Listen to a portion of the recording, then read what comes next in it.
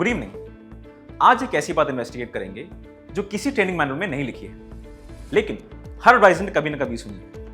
ये लाइन है, जब क्लाइंट के पास करोड़ों में प्रॉपर्टी, बिजनेस, इन्वेस्टमेंट्स हो जाएं, उसे इंश्योरेंस की जरूरत खत्म हो जाती है, सिर्फ वेल्थ मैनेजमेंट चाहिए। सुनो तो सही लगता है ना? इंश्योरेंस का काम है रिस्क ट्रांसफर करना, थोड़ा प्रीमियम दो ताकि बड़ा नुकसान ना हो। लेकिन अगर आपके पास ऑलरेडी 30 से 50 करोड़ है तो आप खुद ही अपना रिस्क अब्सॉर्ब कर सकते हो। इंश्योरेंस की जरूरत ही क्या? फाइनेंस में इसका नाम भी है सेल्फ इंश्योरेंस।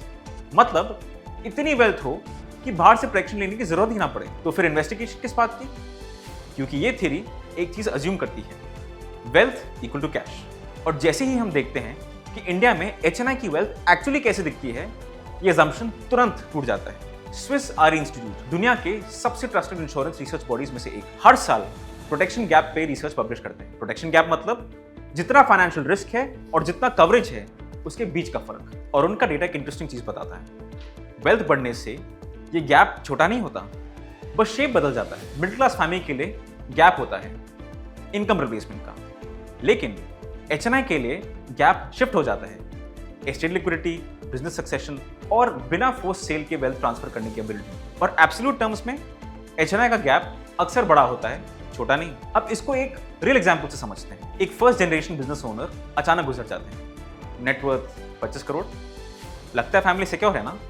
अब ब्रेकडाउन देखिए, 12 करोड़ की कमर्शियल प्रॉपर्टी, 8 करोड़ की अपनी प्राइवेट लिमिटेड कंपनी, 3 करोड़ का एग्रीकल्चरल लैंड और 2 करोड़ के financial assets. Total liquid cash कितना? सिर्फ 2 करोड़। और इस फैमिली को चाहिए एस्टेट की लीगल खर्चे, बिजनेस की लायबिलिटीज और घर चलाने के लिए मंथली इनकम, जब तक कि बाकी एसेट्स बिक ना जाएं, जिसमें महीने नहीं साल लग जाते हैं। सवाल यह है, ज्यादा एक्सपोज्ड कौन है? वो इंसान जिसके पास 20 लाख है बैंक में, या वो फैमिली जिसके 25 करोड़ हैं लेकिन 90 दिन में बेचने लायक कुछ नहीं? ये वजह है कि सिर्फ वेल्थ मैनेजमेंट काफी नहीं। जब लिक्विडिटी की बात आए, प्रोटेक्शन प्लानिंग उतनी ही जरूरी हो जाती है। अब सीधा रिसर्च से बात करते हैं। कैपजेमिनी का वर्ल्ड वेल्थ रिपोर्ट हर साल ग्लोबली 6000 प्लस HNWI सर्वे करते हैं। 2024 एडिशन के एक क्लियर शिफ्ट दिखाता है। वेल्दी क्लाइंट्स का फोकस अब सिर्फ रिटर्न्स पे नहीं है, उनका फोकस है wealth preservation, estate planning, legacy structuring, अगली जनरेशन को ट्रांसफर।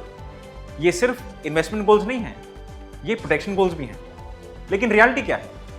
एडवाइजर मीटिंग में जाता है इन्वेस्टमेंट एजेंडा लेके, returns, portfolio performance, asset allocation. Client सोच रहा होता है मेरे बाद क्या होगा? यही है वो गैप। अब टुनाइट की सबसे इंपॉर्टेंट बात, जब इंश्योरेंस को इन्वेस्टमेंट के कंपेटिटर जैसा प्रेजेंट किया जाता है, म्यूचुअल फंड्स, इक्विटी रिटर्न्स के अगेंस्ट, वेल्दी क्लाइंट्स तुरंत डिसएंगेज हो जाते हैं। और ऑनेस्टली वो सही है। उस कंपैरिजन में इंश्योरेंस कभी नहीं जीतेगा। लेकिन प्रॉब्लम कंपैरिजन ही तो है। इंश्योरेंस इन्वेस्टमेंट से कंपीट नहीं करता, ये एक बिल्कुल डिफरेंट प्रॉब्लम सॉल्व करता है। ये गारंटी करता है एग्जैक्ट मोमेंट पर लिक्विडिटी, जब सबसे ज्यादा जरूरत, महीनों बाद नहीं, डिस्ट्रेस सेल के बाद नहीं, तुरंत। ये इंश्योर करता है कि बिजनेस चलता रहे जब तक सक्सेशन सॉर्ट हो रहा हो। ये इंश्योर करता है कि एस्टेट के खर्चे, लीगल फीस और फैमिली की ईयर 1 इनकम किसी जिंदगी भर की बिल्टअप प्रॉपर्टी को मजबूरी में बेचने की नौबत ना लाए। ये इन्वेस्टमेंट के सवाल नहीं है, ये कंटिन्यूटी के सवाल। और इन्हें पहचानने के लिए चाहिए एक अच्छा एडवाइजर जो वेल्थ मैनेजमेंट और प्रोटेक्शन दोनों को जोड़ के देख सके। तो आज का वर्डिक्ट, एचएनआई को इंश्योरेंस नहीं चाहिए, ये सिर्फ मिथ नहीं है, ये एक फ्रेमिंग की गलती है। स्विस आरई और कैपजेमिनी दोनों रिसर्च एक ही डायरेक्शन पॉइंट करते हैं। जितना क्लाइंट वेल्दी है, उतना उनका एस्टेट कॉम्प्लेक्स है, उतने लिक्विड उनके एसेट्स हैं और उतने सीवियर अनप्लान्ड एग्जिट के कॉन्सिक्वेंसेस हैं। प्रोटेक्शन की जरूरत वेल्थ के साथ खत्म नहीं होती, ये इवॉल्व होती है। तो आपका प्रैक्टिकल टेक अवे, अगली बार जब किसी हाई नेटवर्थ प्रोस्पेक्ट के सामने बैठे, प्रोडक्ट से शुरू मत कीजिए, 3 सवाल पूछिए। पहला, अगर आपको कुछ हो जाए तो आपकी फैमिली सबसे पहले क्या बेचेगी और कितना टाइम लगेगा? दूसरा, क्या आपका बिजनेस 6 महीने बिना आपके साथ चल सकता है? तीसरा, जब वेल्थ अगली जनरेशन को ट्रांसफर होगी, लिक्विड और इलिक्विड एसेट्स क्लियरली मैप किए हैं। ये इंश्योरेंस के सवाल नहीं है, ये वेल्थ मैनेजमेंट और प्रोटेक्शन प्लानिंग दोनों के सवाल है। और जो क्लाइंट इन सवालों पर सीरियसली सोचता है, वो ऑलरेडी एक बिल्कुल डिफरेंट कॉन्वर्सेशन में है। मैं हूं आदित्य, ये था एडवाइजर राइज न्यूज डेस्क। अगली इन्वेस्टिगेशन में मिलते हैं।